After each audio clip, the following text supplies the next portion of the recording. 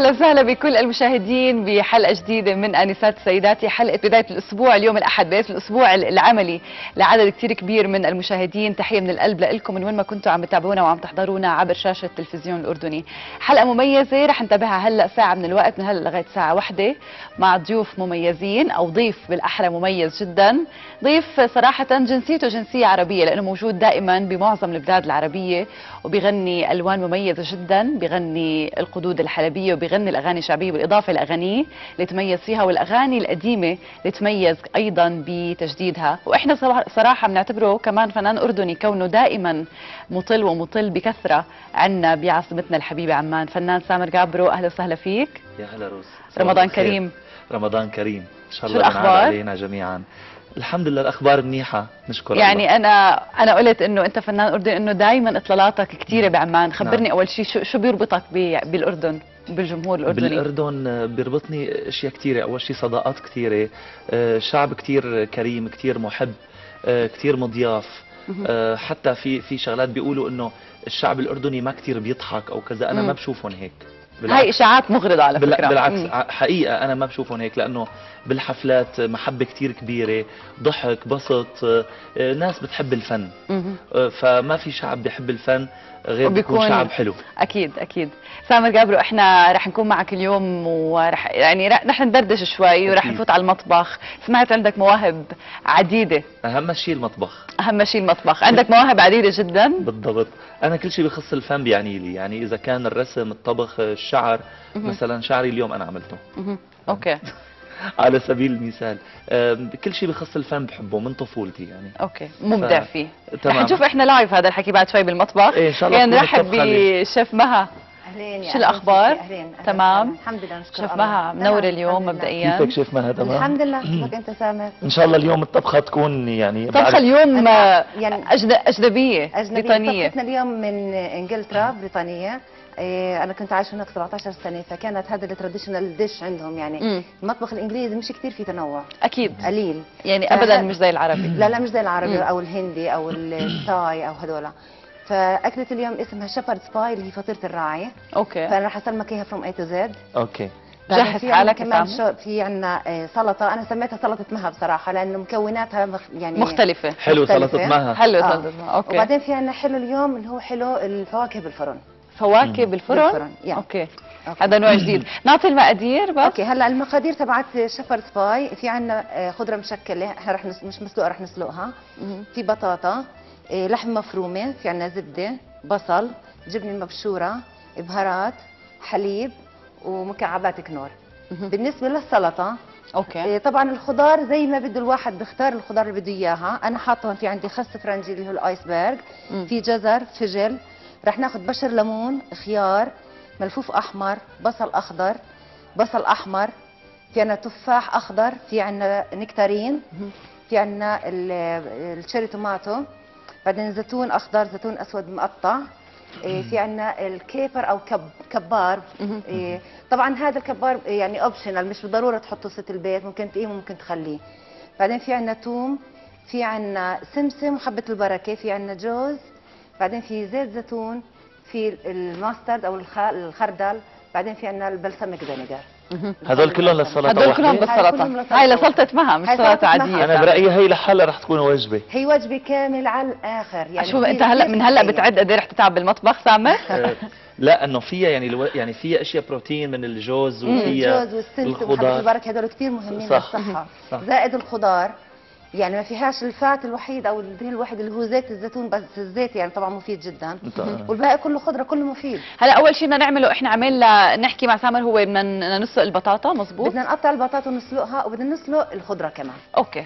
اسلقي براحتك مها. ماشي. واحنا انا وياك سامر ومها وكل المشاهدين رح نطلع هيك نحضر كليب صغير وبنرجع. يلا.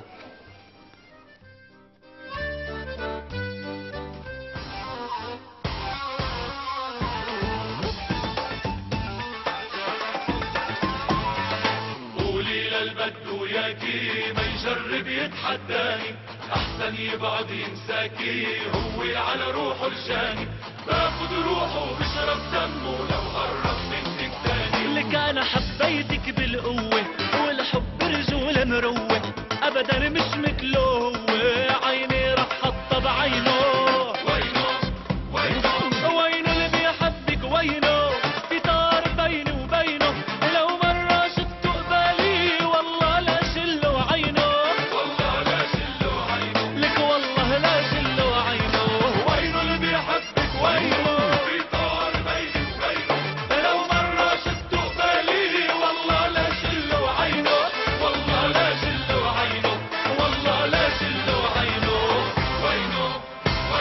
ولع.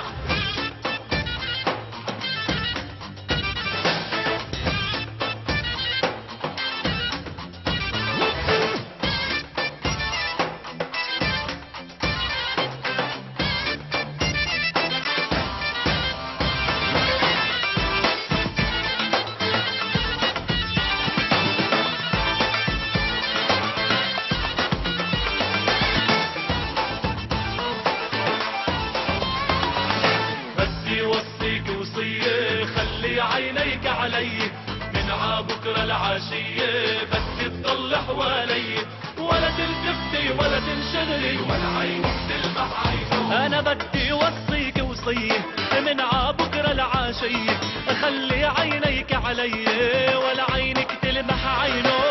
وينه وينه وينه اللي بيحبك وينه في طار بيني وبينه لو مرة شفته قبالي والله لا شله عينه. والله لا شله عينه. والله لا شله عينه. وينه وينه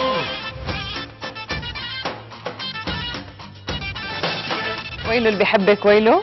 وينه اللي بيحبك وينه. وينه ضيعتك بين وينه اللي بيحبك وبين ويلي من حبك. ويلي من حبك. هاي كلماتك والحانك. صح. ايش الاغاني اللي كانوا كلهم من كلماتك والحانك لإلك؟ الحقيقة في جزء كبير بالفترة الماضية كان كلماتي والحاني، لاني انا كثير اشتغلت على حالي من ناحية الكتابة والالحان، وبعتبر انه بفترة معينة انا كنت قادر اعطي للجمهور، بعرف الجمهور شو بدهم من سامر، بس هذا ما بيعني انه انا احتكرت صوتي.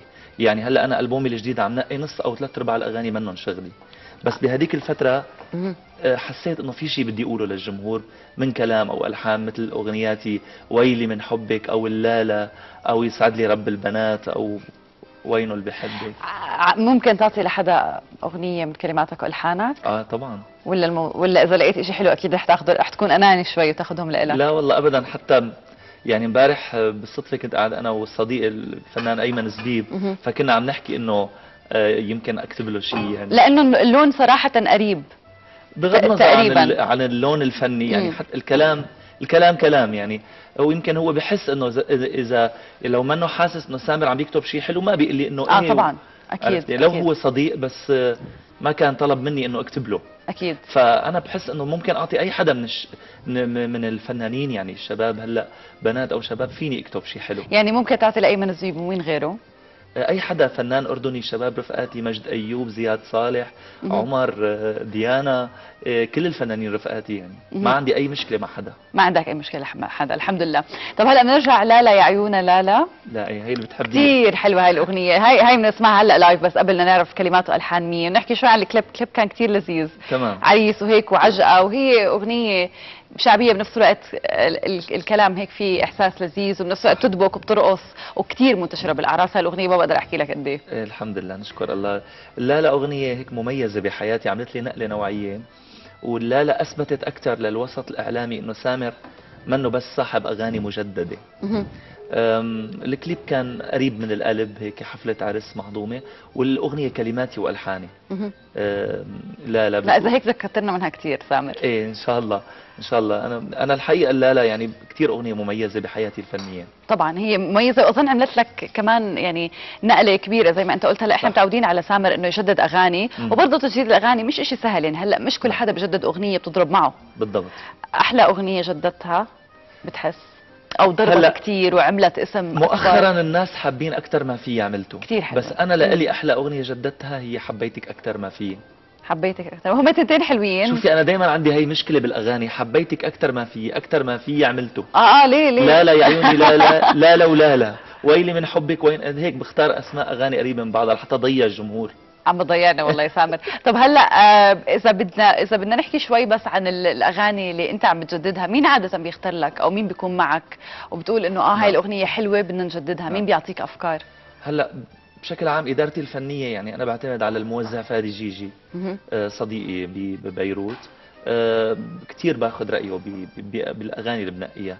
بس كمان اكيد كل الاشخاص، كل شخص من دومين انا بيهمني رايه. أوكي. يعني مثلا هيثم رطرود صديقي هو وكيل اعمالي بالاردن، بسمعوا الاغاني، بقول له شو رايك بهي، لانه هو كمان قريب من الناس. فبيعرف ايش الاشي اللي ممكن ينجح، ايش الاشي اللي ممكن الناس تحبه. أسامة بغير مجال كمان بيسمع، ممكن امي، ممكن ابن اختي الصغير. فكل اغنيه موجهه لشريحه، بجرب سمع حدا من هالشريحه قبل ما طلع الاغنيه لشوف انه هي مقبوله عندهم او لا.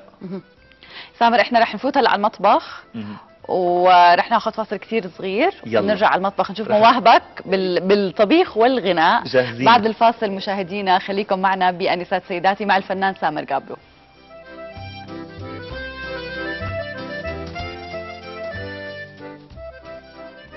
المطبخ مقدم من مطابخ الطباع شارع مكة. الأدوات المنزلية مقدمة من معرض ساميز عبدون. مكونات الطبخ مقدمة من كوزمو. الإلكترونيات مقدمة من سامكس.